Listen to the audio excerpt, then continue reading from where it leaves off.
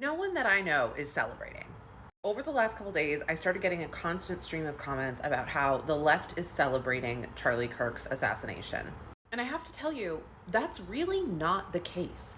I have had so many conversations with left leaning people, whether they are people I've been friends with or people I encountered on the internet, etc., over the last few days.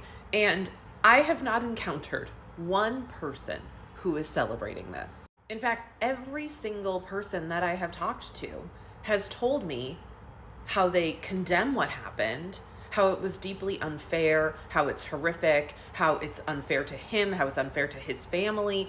These are people who disagree with him on essentially every single ideology, and every single person that I have talked to have expressed what happened was awful. I'm not celebrating.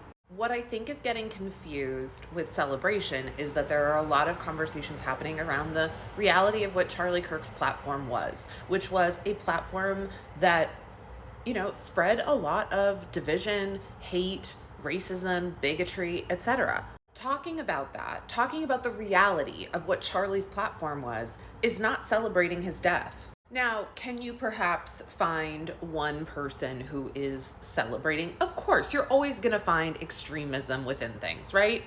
But the majority of people are reasonable.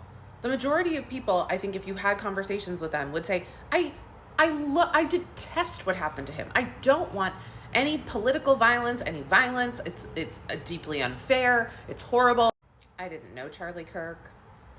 I don't like the platform that Charlie Kirk built. I disagree with him on essentially everything.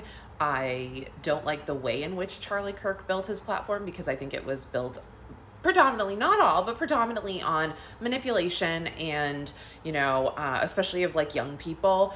And at the same time, I condemn his death. I think what happened was horrible.